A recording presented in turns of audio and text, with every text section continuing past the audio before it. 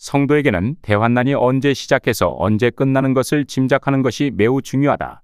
그것을 짐작해야 미리 대환난을 대비할 수 있기 때문이다. 대환난의 시작과 끝에 관한 세 가지 학설이 있다. 첫째 학설, 마지막 적그리스도와 이스라엘이 맺는 7년 평화조약의 시작돼 대환난이 시작되어서 7년 동안 계속된다. 둘째 학설, 7년 평화조약 기간의 중간에 대환난이 시작되어서 3년 6개월 동안 계속된다. 셋째 학설, 7년 평화조약 기간의 끝에 대환난이 시작되어서 짧은 기간 동안 계속된다. 첫 번째와 두 번째 학설은 오래 전부터 전파되었다. 세 번째 학설은 최근에 한국에서 등장했다. 세 번째 학설을 주장하는 이들은 다니엘 9장 27절과 12장 11절을 근거로 삼는다. 이 학설을 제시한 이들은 다음과 같이 주장한다. 제사를 폐하는 일 앞에 때부터란 히브리어 우메에트가 있다. 멸망할 미운 물건이 서는 것 앞에 때까지란 히브리어 웰라테트가 있다. 제사를 폐함과 멸망할 미운 물건을 세우는 것은 동시사건이 아니다. 멸망할 미운 물건을 세움은 제사를 폐한 후 1260일을 지나서다. 우메에트는 접속사 우를 빼면 메에트가 남는다. 챗GPT에게 히브리어 메에트와 웰라테트의 용법을 문의했더니 다음과 같이 답변했다. 히브리어에서 메에트는 전치사 민과 에트의 결합형입니다. 기본 의미는 누구에게서부터, 누구로부터, 누구의 손에서, 즉 출처, source, 기원, origin 또는 시점, starting point를 나타냅니다. 메에트는 언제부터라는 시간의 출처를 나타낼 때도 사용됩니다. 다니엘 12장 11절의 웰라테트는 앞 9절 상번제가 제거됨과 뒤 9절 가증한 것이 세워짐을 병렬로 연결합니다. 이것은 두 사건이 함께 일어나거나 동시에 고려되어야 함을 나타냅니다. 다니엘 12장 11절의 웰라테트를 번역하면 다음과 같습니다. 그리고 상번제가 제거되고 멸망케 하는 가증한 것이 세워지는 때부터. 다니엘 12장 11절의 정확한 번역은 다음과 같습니다. 항상 드리는 제사가 제거되고 황폐하게 하는 가증한 것이 세워질 때부터 1290일이 있을 것이다. 이처럼 제사 폐지와 가증한 것의 설치가 동시에 일어나며 그 시점부터 1290일이 시작됩니다. 제사 폐지 후 1290일이 지난 뒤에 가증한 것이 세워진다는 식의 해석은 히브리어 문법상 부적절합니다. 이 문제를 챗GPT에게 다시 문의하니 다음과 같이 답변했다. 위슬러 등은 이렇게 말합니다. 날마다 드리는 제사가 폐지되고 나서 1290일이 지나면 우상이 세워질 것이다. 이런 해석은 얼핏 보면 그럴듯해 보입니다. 하지만 히브리어 원문으로 보면 이 해석은 문법적으로 맞지 않습니다. 왜 그런지 쉽게 설명해 보겠습니다.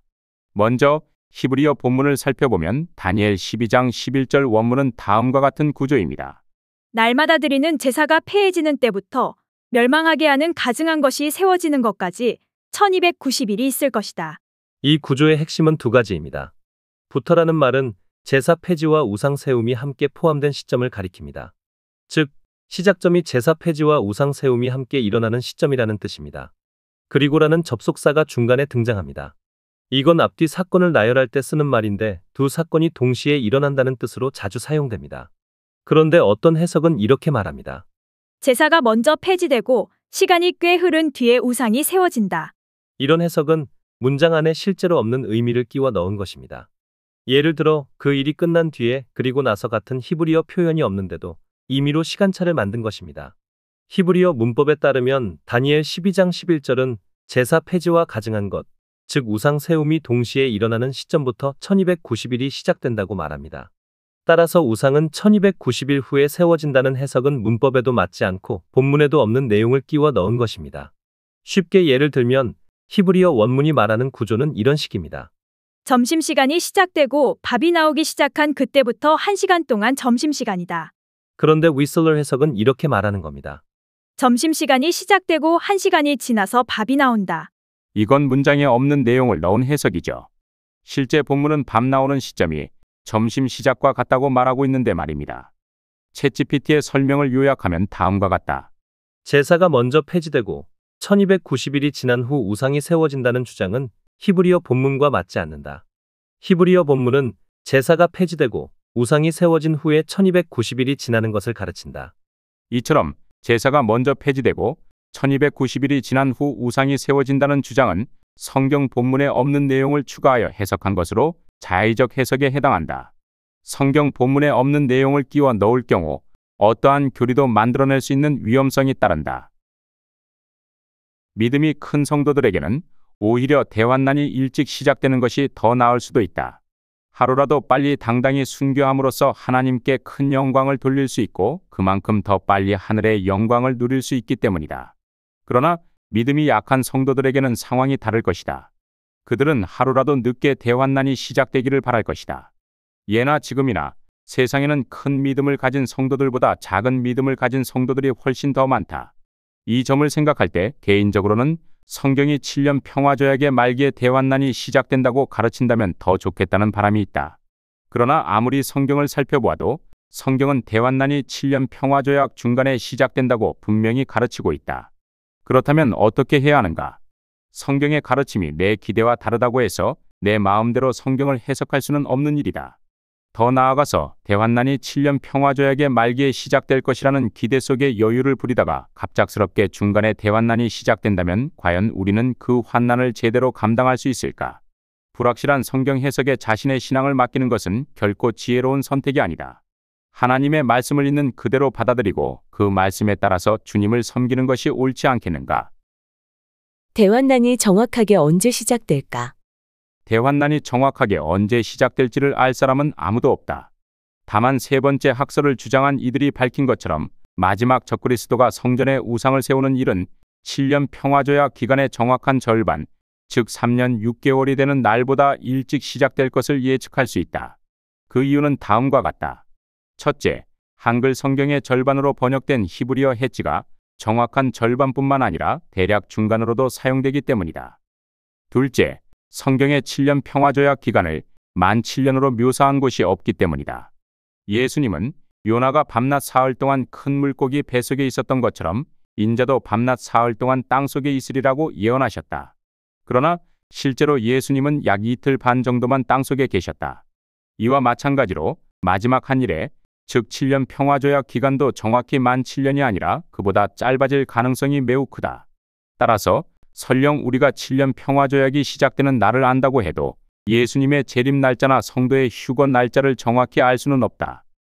셋째, 하나님이 믿음이 약한 성도들을 위해 최대한 마지막 적그리스도의 통치 기간을 줄여주실 것이기 때문이다. 대환난이 정확하게 언제 끝날까? 많은 이들이 대환난이 3년 반 또는 7년 동안 지속된다고 주장한다. 그러나 이 주장들은 성경적 근거가 없다. 첫째, 성경에 대환난이 3년 반 또는 7년 동안 지속된다는 기록이 없다. 둘째, 예수님은 대환난 기간이 짧아질 것이라고 분명히 선포하셨다. 대환난 기간 중 마지막 적그리스도의 나라의 7대접의 재앙이 쏟아지면서 마지막 적그리스도의 성도 박해는 불가능해지고 그의 통치체제는 붕괴될 것이다. 이로 인해 대환난도 단기간에 종료될 수밖에 없을 것이다. 일부 목회자들은 대환난 기간을 45일로 추정한다. 믿음이 약한 성도들이 오래 숨어있는 것이 불가능하다는 현실적 조건과 예수님의 감하시리라는 약속 때문이다. 이것은 상당한 타당성이 있다. 그럼에도 불구하고 성경이 대환난의 정확한 기간을 명시하지 않기 때문에 그 기간을 단정할 수 없다. 그러나 일반적으로 생각하는 것보다 훨씬 짧게 끝날 가능성이 매우 크다. 나는 대환난이 1개월 내지 2개월가량 지속될 것으로 추정한다. 아무리 길게 보더라도 6개월을 넘기지 않을 것으로 예상한다. 그 후부터 예수님의 재림 전까지 박해가 소강 상태에 접어들 것으로 전망한다. 앞서 설명한 것처럼 마지막 적그리스도의 나라에 7 나팔 재앙이 임하면서 그의 나라의 인프라가 심각하게 마비될 것이므로 그의 강압 통치가 불가능해질 가능성이 크기 때문이다. 따라서 몰래 신앙생활을 하는 성도들은 신앙생활은 물론 물건을 사고 파는데도 큰 어려움을 겪지 않게 될 것이다. 성도들이 대환난 이후부터 휴거 때까지 생존하는 데 큰 위협은 없을 것이다. 앞서 설명한 것처럼 성도에게 가장 바람직한 자세는 자신의 시대의 대환난이 닥칠 경우를 대비해서 믿음을 최대한 자라게 하여 마침내 그날이 올 때 당당히 순교할 수 있도록 준비하는 것이다.